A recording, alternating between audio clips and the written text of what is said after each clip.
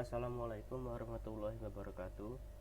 Di sini saya akan mempresentasikan tugas besar 2 untuk mata kuliah aspek hukum dalam pembangunan, yaitu tentang manajemen klaim, arbitrase, etika dan kompetensi engineer serta profesionalisme. Di bagian perkenalan, di sini saya Dodi Indriawan, merupakan mahasiswa dari Prodi Teknik Sipil Universitas Mercubuana. Lalu di halaman berikutnya ada dosen pengampu untuk mata kuliah ini, yaitu di sebelah kiri ada Pak Insinyur Panani Kesai MSc, dan di sebelah kanan ada Bu Lili Kholida STMT. Untuk tujuan pembuatan video ini adalah selain untuk memenuhi penyelesaian tugas besar 2, ilmu aspek hukum dalam pembangunan bertujuan agar mahasiswa dapat mengetahui keseluruhan peraturan-peraturan yang berlaku di negara, bahwasanya di dunia konstruksi banyak terdapat masalah-masalah yang dianggap melanggar peraturan, sehingga permasalahan-permasalahan tersebut diberikan solusi sesuai undang-undang yang berlaku agar segera diterapkan untuk para pelaku konstruksi secara keseluruhan, agar mendapat keadilan dan wewenang untuk menjalankan hak dan kewajibannya dalam pekerjaan konstruksi dari awal sampai akhir pembangunan. Untuk di bab yang pertama kali ini, yaitu ada manajemen klaim konstruksi. Manajemen klaim adalah sebuah proses pengelolaan sumber daya dalam pengajuan klaim. Tujuan utama dari manajemen klaim adalah untuk menyelesaikan permasalahan yang timbul antara kedua belah pihak secara efektif dan efisien. Cara pengajuan klaim dimulai dengan penyampaian fakta mengenai suatu pekerjaan yang dinyatakan, di antaranya mengenai lokasi pekerjaan dan analisis biaya. Kemudian klaim dilengkapi dengan keterangan yang mendukung klaim tersebut, yang disusun berurutan berdasarkan surat menyurat antara pengguna jasa dan penyedia jasa.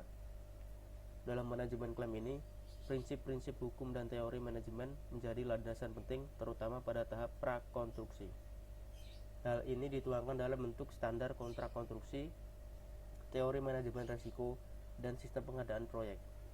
Proses identifikasi klaim diawali dengan pemahaman lingkup pekerjaan dan kontrak yang jelas, sehingga perubahan terhadap lingkup pekerjaan dapat diantisipasi lebih awal.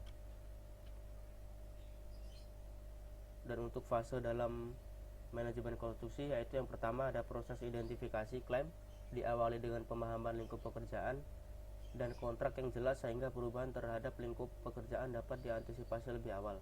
Untuk fase yang kedua, pemilik proyek secara resmi menerima laporan klaim atau perubahan pekerjaan yang diajukan kontraktor untuk mendapatkan penyesuaian berupa waktu atau tambahan biaya.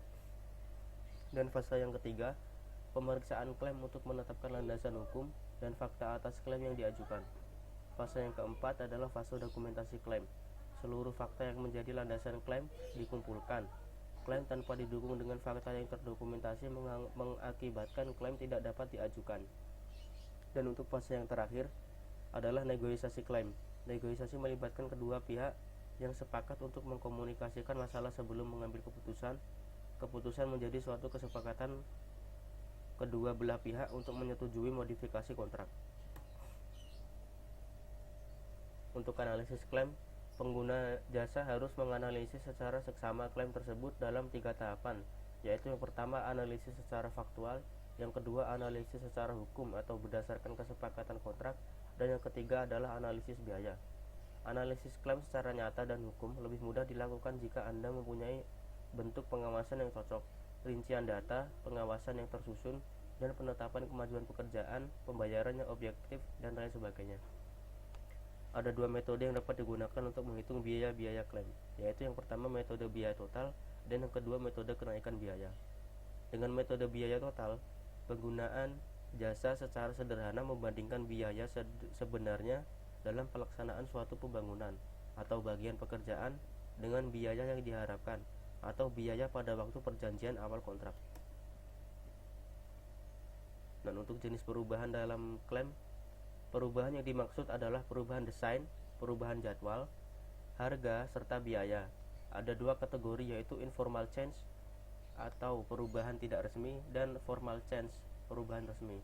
Untuk formal change merupakan perubahan yang dibuat oleh pengguna jasa, di mana hasil perubahannya dibuat secara tertulis kepada kontraktor untuk merubah lingkup pekerjaan, waktu pekerjaan, harga, atau hal-hal yang telah diatur dalam kontrak sebelumnya. Informal change berisi perubahan dari lingkup pekerjaan kontraktor atau metode pelaksanaan dari tindakan atau kelalaian dari owner dari kontraktor. Dan untuk bab yang kedua yaitu arbitrage. Arbitrage adalah salah satu mekanisme alternatif penyelesaian sengketa yang merupakan bentuk tindakan hukum yang diakui oleh undang-undang di mana salah satu pihak atau lebih menyerahkan sengketanya ketidaksepahaman atau dengan satu pihak. Arbitrase adalah bentuk kelembagaan yang juga memberikan konsultasi dalam bentuk opini atau pendapat hukum atas permintaan para pihak dalam perjanjian. Prasyarat utama untuk proses arbitrase adalah kewajiban pada para pihak membuat suatu kesepakatan tertulis atau perjanjian arbitrase dan kemudian menyepakati hukum dan tata cara bagaimana mereka akan melakukan penyelesaian. Lalu untuk jenis arbitrase sendiri ada dua, yaitu arbitrase ADHOC atau ADHOC arbitration. Jenis arbitrase ini disebut juga arbitrase volunteer atau arbitrase perorangan. Oleh pasal 1 ayat 1 Konvensi New York 1958 dirumuskan dengan istilah arbitrators appointed for each case yang bermakna arbiter yang ditunjuk untuk kasus tertentu untuk satu kali penunjukan. Arbitrase institusional merupakan lembaga yang bersifat permanen, bersifat nasional pendirian yang kemudian ruang lingkup keberadaan dan yuridiksinya meliputi kawasan suatu negara tertentu. Contohnya BANI, Badan Arbitrase Nasional Indonesia. Untuk arbitrase yang paling sering dilakukan adalah arbitrase sering dipilih karena dianggap memiliki banyak kelebihan dibandingkan metode lainnya yang termasuk metode penyelesaian sengketa di pengadilan. Waktu yang singkat dan meminimalisasi resiko ekonomi yang bisa merusak hubungan para pihak merupakan kelebihan dari penyelesaian sengketa melalui arbitrase.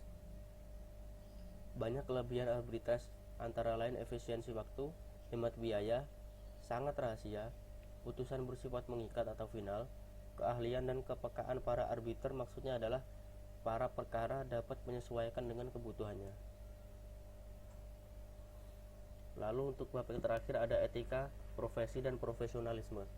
Etika merupakan pedoman hidup tentang bagaimana seseorang berperilaku, dan etika berasal dari kesadaran manusia yang merupakan petunjuk tentang perbuatan mana yang baik dan mana yang buruk. Ada dua macam etika yang harus dipahami bersama dalam menentukan baik dan buruknya perilaku manusia. Satu, etika deskriptif, yaitu etika yang berusaha meneropong secara kritis dan rasional sikap dan perilaku manusia dan apa yang dikejar oleh manusia dalam hidup ini sebagai sesuatu yang bernilai. Untuk yang kedua ada etika normatif, yaitu etika yang berusaha menetapkan berbagai sikap dan pola pikir perilaku ideal yang seharusnya dimiliki oleh manusia dalam kehidupan sehari-hari.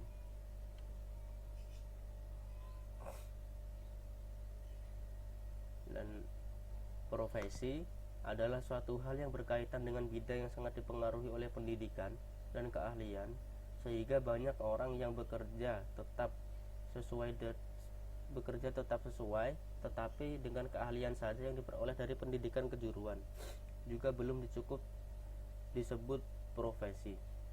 Perlu penguasaan teori sistematis yang mendasari praktek pelaksanaan dan hubungan antar teori dan penerapan dalam praktek.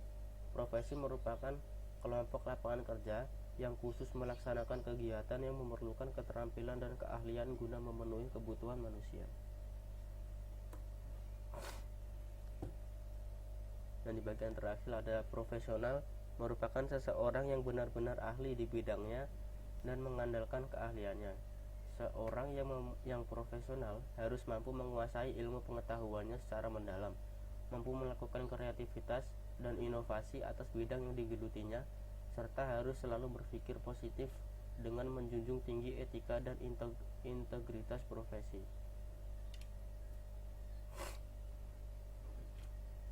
Kesimpulan ethics of engineering adalah kode etik yang seharusnya dipunyai oleh seseorang engineer adalah seorang engineer yang pertama, seorang engineer harus mempunyai loyalitas dan kejujuran dalam bidang apa saja yang Di bagian kedua ada seorang engineer harus bekerja sesuai peraturan yang sudah ditetapkan. Dan yang terakhir, seorang engineer harus bekerja secara profesional dan memiliki kecerdasan dalam mencari solusi. Berikut presentasi dari saya. Kurang lebihnya saya mohon maaf. Wabillahi taufiq wal hidayah. Wassalamualaikum warahmatullahi wabarakatuh.